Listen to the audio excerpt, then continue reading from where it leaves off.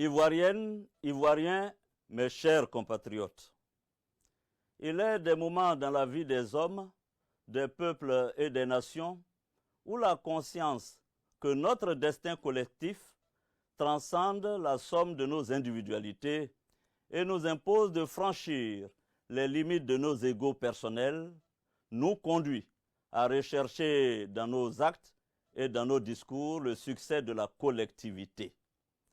Cet impératif sacrificiel est particulièrement ardent et nécessaire en cette période de péril grave et imminent sur nos vies, nos libertés, nos droits civiques et politiques, en un mot, sur notre démocratie. Face à la gravité de la situation qui accourt dans notre pays, depuis la décision extrême de M. Ouattara de convoquer tous les moyens légaux et illégaux dans le but de se maintenir au pouvoir, les fils de la Côte d'Ivoire, regroupés au sein de l'opposition parlementaire et extra-parlementaire, ont fait front commun dans une exemplaire unité d'action. Depuis plus d'un mois, l'opposition politique ivoirienne se bat courageusement et dignement avec les instruments du droit et de la mobilisation populaire contre cette félonie qui défigure notre pays. Devant la violation flagrante de notre Constitution, le sang de nos compatriotes qui est versé chaque jour et le parjure déshonorant dont s'est rendu coupable l'ex-président, j'ai décidé de m'assumer et de prendre la parole.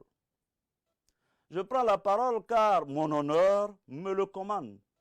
La dignité de notre pays l'exige et le souvenir du sacrifice de tous ces illustres fils du pays tombés pour la défense des valeurs de la République et de la démocratie me l'ordonne. Face à la mobilisation du peuple de Côte d'Ivoire, et vu le peu d'empressement de notre armée nationale à participer à l'hécatombe à laquelle il l'invitait, M. Alassane Ouattara a mobilisé pour servir sa cause, hélas, de nombreux miliciens et supplétifs armés qui mènent actuellement notre pays au chaos, en massacrant à l'arme blanche et même à l'arme de guerre nos compatriotes qui manifestent les mains nues. Ces hordes endoctrinées tailladent à la machette leurs pauvres victimes, allant jusqu'à incendier des habitations avec leurs occupants à l'intérieur. Un programme de repérage systématique des partisans de l'opposition en vue de leur élimination est en cours. Mes chères concitoyennes, mes chers concitoyens, c'est le lieu pour moi de saluer votre mobilisation exemplaire qui a permis de faire échec à la pire farce électorale de l'histoire de notre nation, orchestrée, comme vous le savez, piteusement par M. Alassane Ouattara, engagé dans son aventure effrénée et périlleuse de s'éterniser au pouvoir. Bravant ce peuple qu'il a vomi et rejeté, il entend s'autoproclamer pour la 3e fois président de la République. Nous ne l'accepterons jamais, disons-le tout net. Notre pays est désormais placé dans un contexte de vacance du pouvoir présidentiel, car celui qui tente maladroitement de s'imposer n'en a ni le droit ni la légitimité.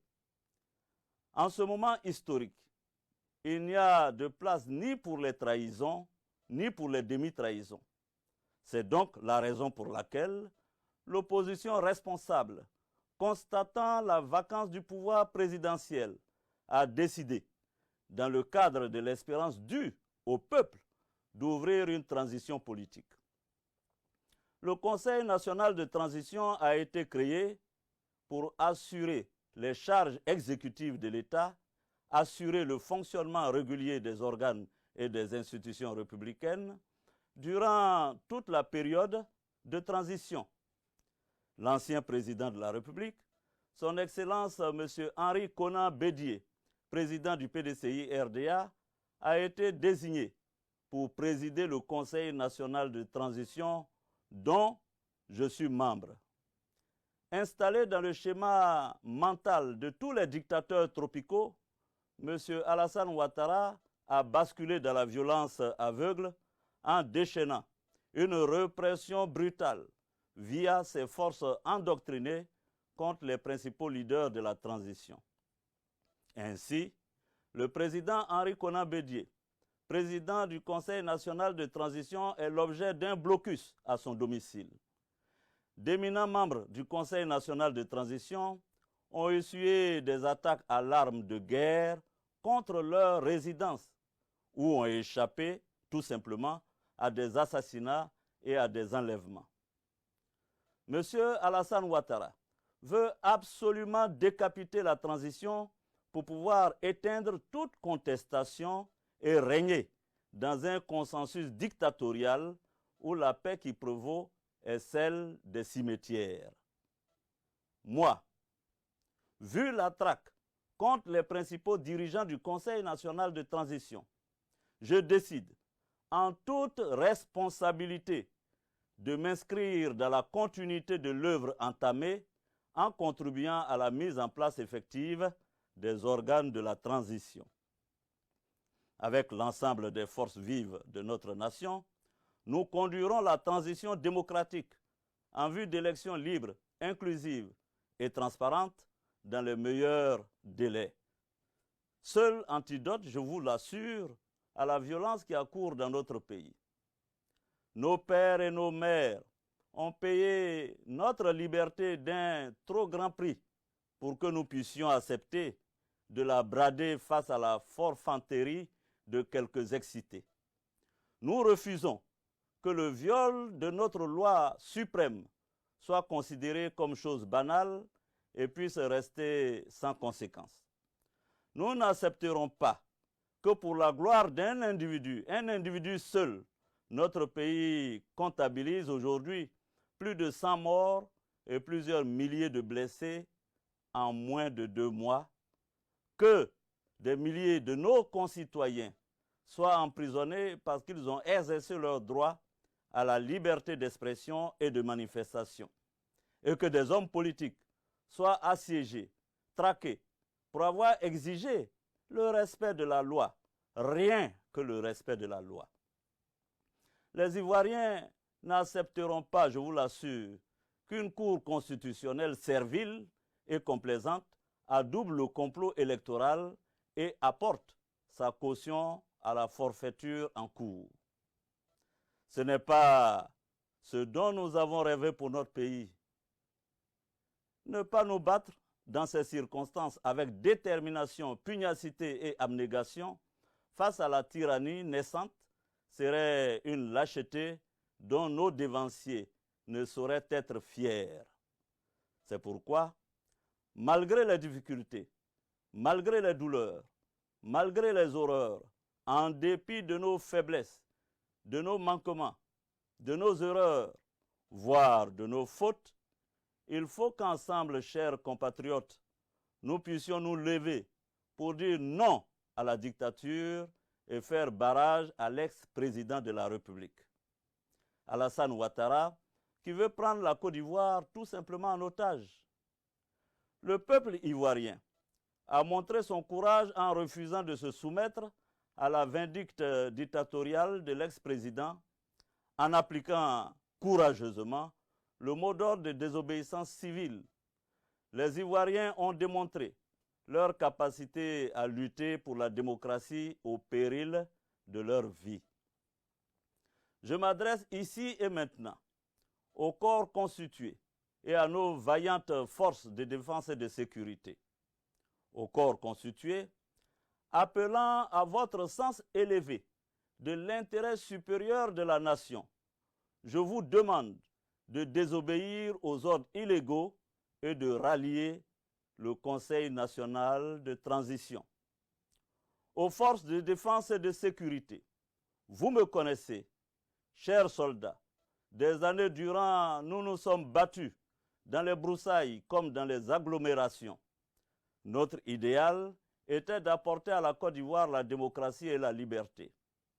Je voudrais vous dire aujourd'hui que malgré tout, rien n'est perdu. Je voudrais vous dire que nous ne pouvons pas, nous ne devons pas, par peur et par poltronnerie, laisser s'installer durablement la dictature clanique de M. Alassane Ouattara et contempler l'empire de la terreur s'étendre dans notre pays et prendre possession de l'âme de notre nation. C'est pourquoi je demande à vous, soldats, sous-officiers, officiers, officiers supérieurs et officiers généraux de notre armée, de vous regarder dans le miroir de votre âme et de votre conscience et d'agir pour stopper les tueries.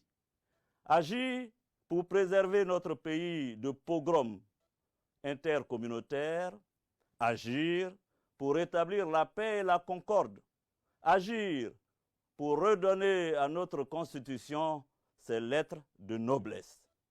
M. Alassane Ouattara n'est plus le président de la République de Côte d'Ivoire. Cela est indéniable. Ayant épuisé son deuxième et dernier mandat, il ne peut plus exercer les charges et la fonction de chef de l'État. Il s'agit pour vous, dans l'honneur et la dignité, de mettre un terme au spectre de la guerre civile qui menace tous les jours notre pays.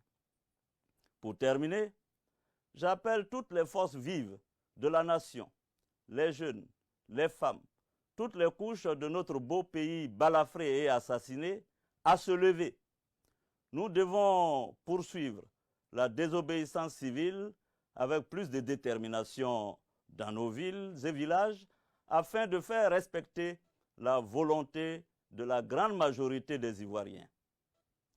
Chères concitoyennes, chers concitoyens, entre l'oppresseur et le peuple opprimé, il nous faut choisir.